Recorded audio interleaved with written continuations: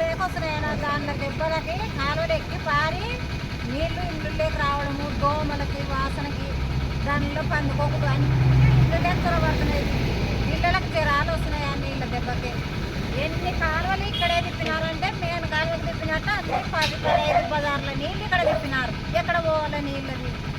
మా ఇల్లు లేకొస్తే ఎవరు మేము ఎన్ని మాటలు కంప్లైంట్ ఇచ్చినా ఎవరు పట్టించుకుంటారు. వస్తలేరు ఈ కాలువ తీయనిగా ఒక తీస్తున్నారు, పైన తీస్తున్నారు. ఆ బోర్లో ఏముందో ఏం లేదో తెలియదు. అది నీళ్ళు సుమారుగా 10-15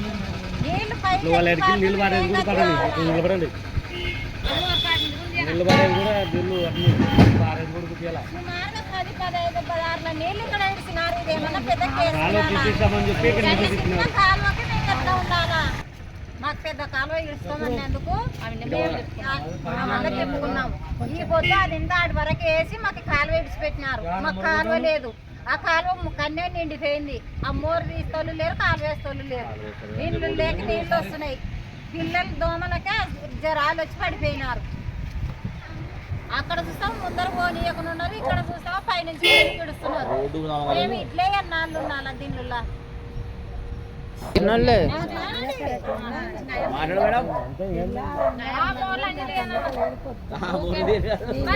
పైనుంచి నీళ్ళు వస్తామని అందుకే మేము తిప్పుకున్నామన్నా.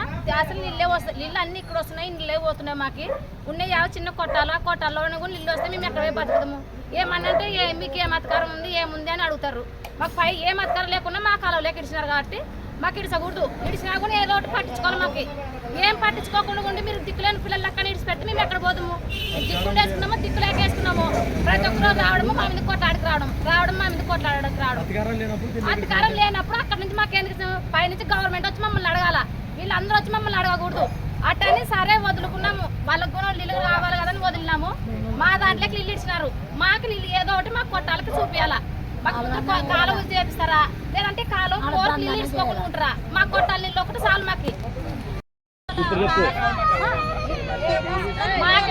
కాలువ ముందర ఇంట్లో ముందర కాలువ వేస్తే పైన నీళ్ళు కిందికి పెట్టమను.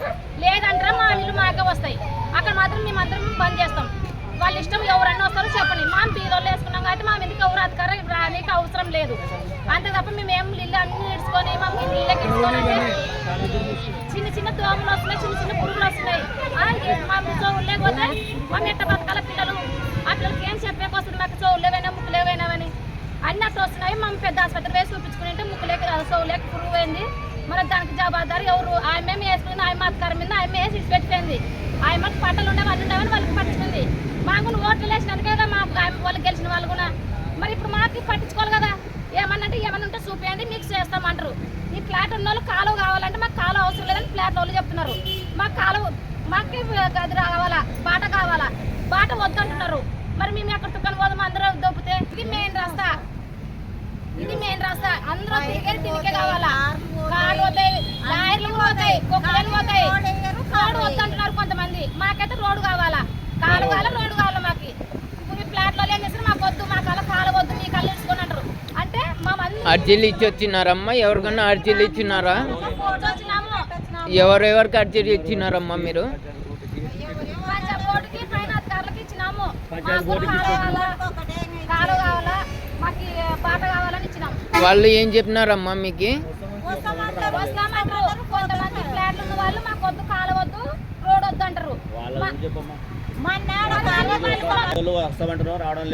తీస్తామని వచ్చినారన్న బండి ఎత్తినారు, తీసినారు.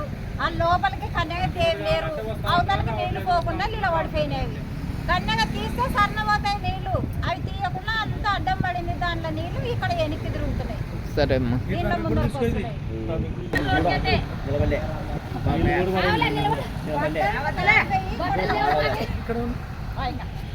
బట్టలు లేవు చెప్పండి.